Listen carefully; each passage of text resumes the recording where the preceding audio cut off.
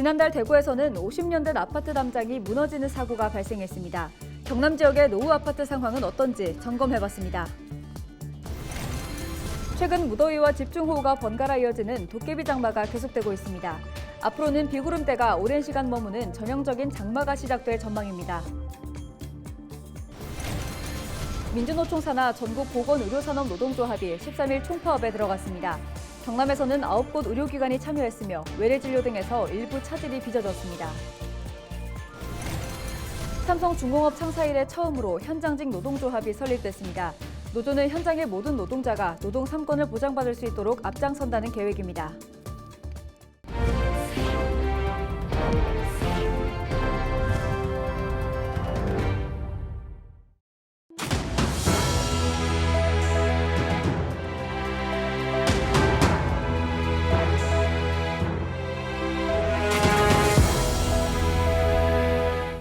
시청자 여러분 안녕하십니까? 헬로티비 경남뉴스입니다. 본격적인 장마가 시작된 지난달, 대구에서는 50년 된 아파트 담장이 무너져 차량이 부서지고 주민들이 대피하는 사고가 발생했습니다. 경남 지역도 건설된 지 40년이 넘은 아파트가 적지 않은데요. 노후 아파트 주민들은 계속되는 장마비에 안전사고가 일어나지 않을까 노심초사입니다. 보도에 표영민 기자입니다. 지은 지 40년이 넘은 창원의 한 연립주택입니다. 외벽 대부분이 균열로 갈라져 있고 콘크리트가 부서진 흔적도 곳곳에서 발견됩니다. 최근 안전진단에서 D등급을 받은 재난위험시설이지만 여전히 사람들이 살고 있습니다. 30년 전 이곳으로 이사온 유기남 씨. 물이 새 얼룩덜룩해진 집안 청장을 가리기 위해 새 벽지를 덧댔습니다. 유 씨는 비만 내리면 집안 곳곳에 물이 새 난장판이 된다고 말합니다. 확 터져갖고 있다. 좀 다 돌려갖고 채웠다 이가. 채워갖고 그래갖고 막 말라갖고 내가 해서 3m 개근하고 이쯤에 또다 이었다 이가. 그 또 방도 저기 다 새가 곰팡이 피고 막 이래서 그러고 말 못합니다. 지난 5월 취재진이 점검했던 50년 된 내동 상가 아파트의 상황도 마찬가지입니다. 상가 복도에는 가게마다 빗물을 받기 위해 내놓은 물통이 나와 있습니다. 연이은 장맛비로 천장에 물이 새기 시작한 겁니다. 내동 상가 안의 한 가게입니다. 이곳은 조금만 비가 와도 천장에서 물이 샌다고 하는데요. 그 원인은 무엇일까요? 상가 바로 있는 아파트 마당입니다. 배수가 제대로 되지 않아 물이 고이면서 상가 천장으로 물이 스며드는 겁니다. 켜져 있는 형광등 사이로도 떨어지는 물. 상인들은 안전사고의 위험도 우려합니다.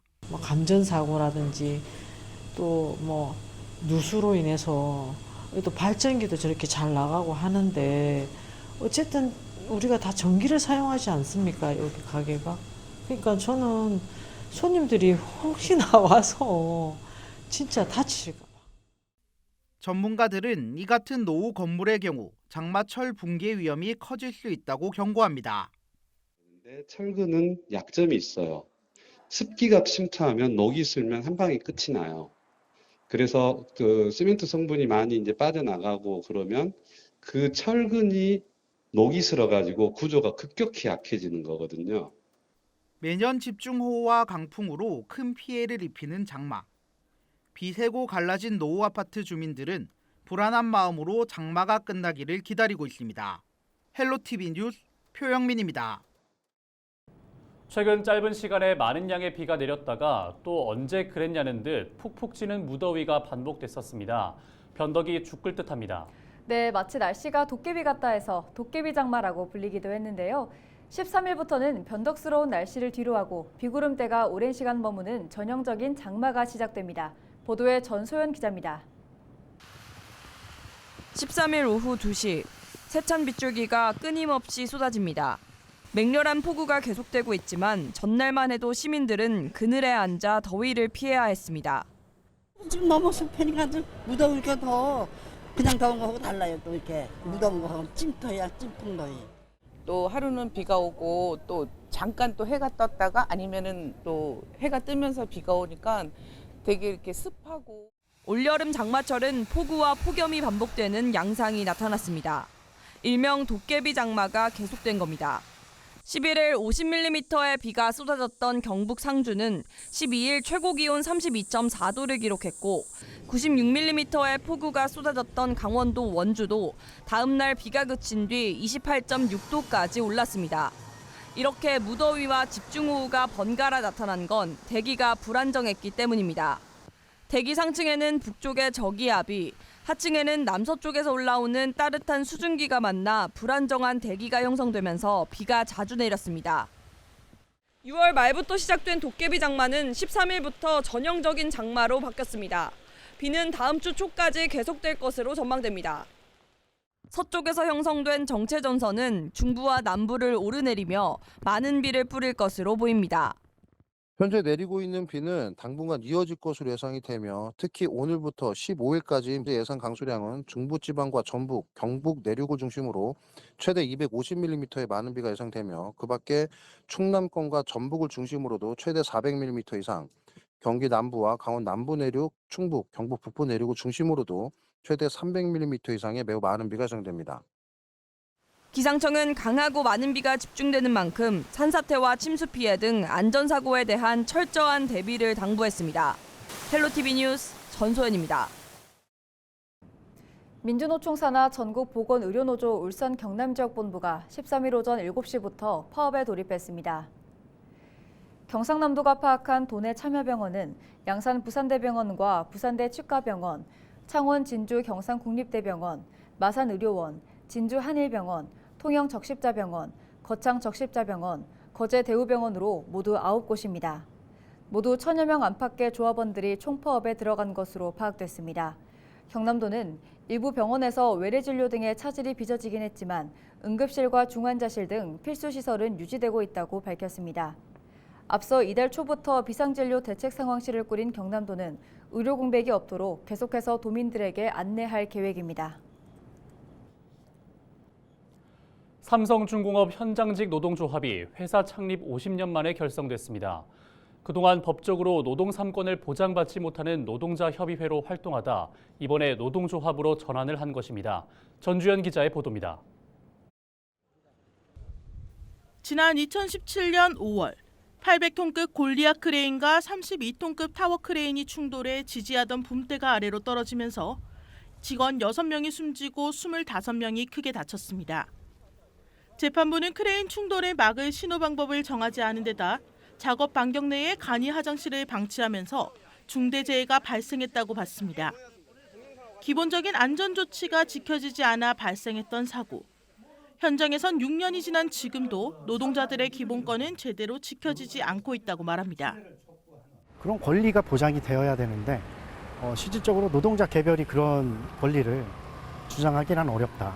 최소한 이런 권리가 보장되려면 저는 노동조합이 가장 기본이 있어야 되고 노동조합으로 이제 권리를 보장받는 게 첫걸음이다. 삼성중공업 현장직 노동조합이 13일 출범 기자회견을 열고 본격적인 활동을 알렸습니다. 삼성중공업이 창립된 지 50년 만입니다. 노조는 무노조 경영을 고수했던 삼성그룹 때문에 현장직 노동자들의 작업 환경은 80에서 90년대에 머물러 있었다고 주장했습니다. 그동안 장마철이 되면 작업이 원활하지 않다는 이유로 사측은 무급퇴근과 공장 폐쇄 등을 남발했고 그럴 때마다 노동자들의 월급은 반토막 수준으로 줄었다는 겁니다. 이날 출범한 삼성중공업 노조는 모든 노동자가 권리를 찾을 수 있도록 활동하겠다는 계획입니다. 노조 가입 범위도 원천 생산직뿐만 아니라 하청과 이주 노동자 등을 포함합니다. 조합이 설립됐기 때문에 그런 거를 제보를 받아서 노동부에다가 즉각 고발할 겁니다. 산별 노조와 가장 빠른 시간이 될 수 있도록 해가지고 산별 노조 가입해가지고 정식적으로 투쟁을 전개해 나갈 예정입니다.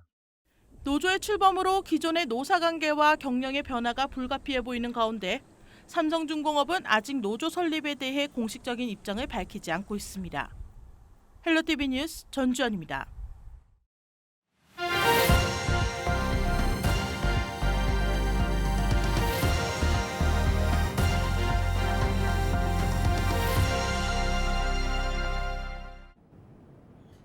지역 소멸을 막아라. 케이블 TV 공동기획 보도 순서입니다.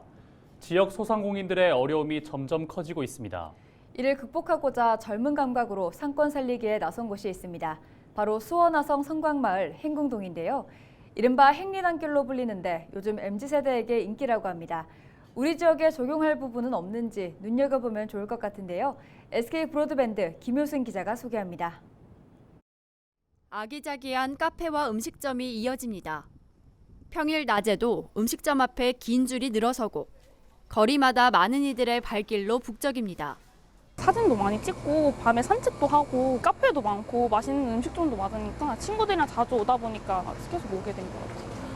세계문화유산 수원화성 행궁이 있는 마을 행궁동. 이곳은 요즘 특히 MZ세대 사이에서 인기입니다. 드라마를 통해 알려진 장소와 맛집, 소품 가게를 비롯해 추억을 남길 수 있는 사진관까지. 이른바 행리단길로 불리는 이 일대는 SNS에도 수십만 건의 사진이 오를 만큼 큰 인기를 이어가고 있습니다. 다양한 즐길거리에 문화유산을 넘어 이른바 핫플로 떠오르고 있는 겁니다.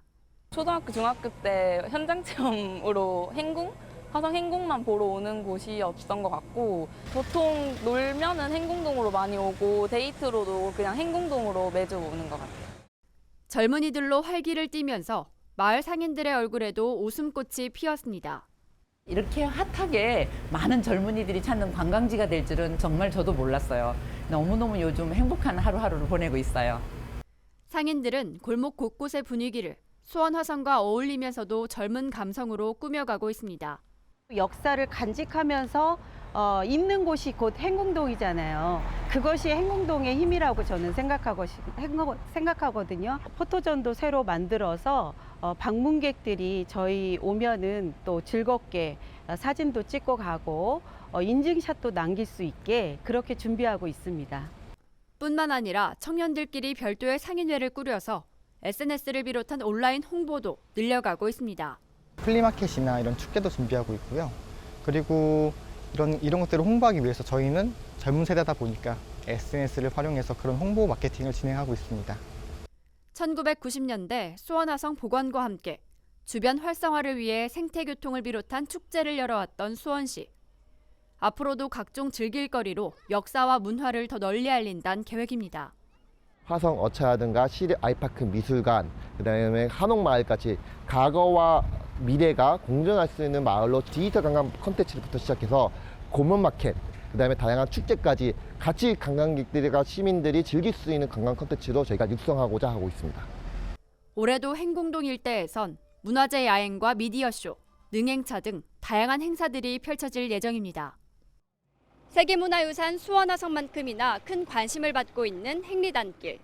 문화와 역사를 담은 관광지를 넘어 전 세대의 사랑을 받는 핫플로 계속 성장해 갈 수 있을지 주목됩니다. BTV 뉴스 김효수입니다.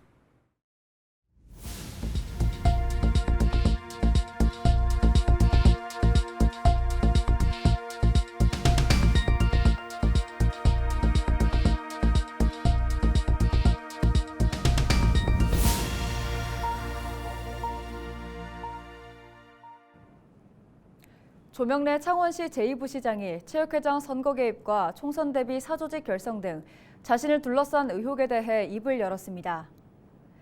조 제2부시장은 입장문을 통해 특정 언론, 정당이 물증과 사실 확인 없이 일방적인 주장을 해 유감이라고 밝혔습니다. 이어 개인적인 일로 시정에 영향을 미칠 것이 우려돼 반박을 자제해왔지만 필요하다면 직접 해명과 법적 대응에 나서겠다고 덧붙였습니다. 제12회 인구의 날 기념식과 문화행사가 13일 오후 창원 컨벤션센터에서 열렸습니다. 경상남도가 주최하고 인구보건복지협회 경남지회가 주관한 이번 행사는 인구의 날 유공자 표창과 인구의 날 퀴즈, 축하 공연 등 다채로운 행사로 꾸며졌습니다. 인구의 날은 지난 1987년 7월 11일 국제연합이 세계 인구가 50억 명이 넘은 것을 기념하기 위해 지정한 국제기념일입니다. 창원시가 올해 하반기 농어촌 진흥기금 융자 지원 사업 신청을 오는 19일부터 다음 달 9일까지 접수합니다. 지원 대상은 창원에 거주하는 농업인과 법인, 생산자 단체로 개인은 3천만 원, 법인은 5천만 원 한도 내에서 연이율 1%로 융자 지원을 받을 수 있습니다. 또 농약과 비료 등 재료 구입비와 시설, 장비 임차료 등의 용도로 총 사업비의 70%까지 융자를 지원합니다.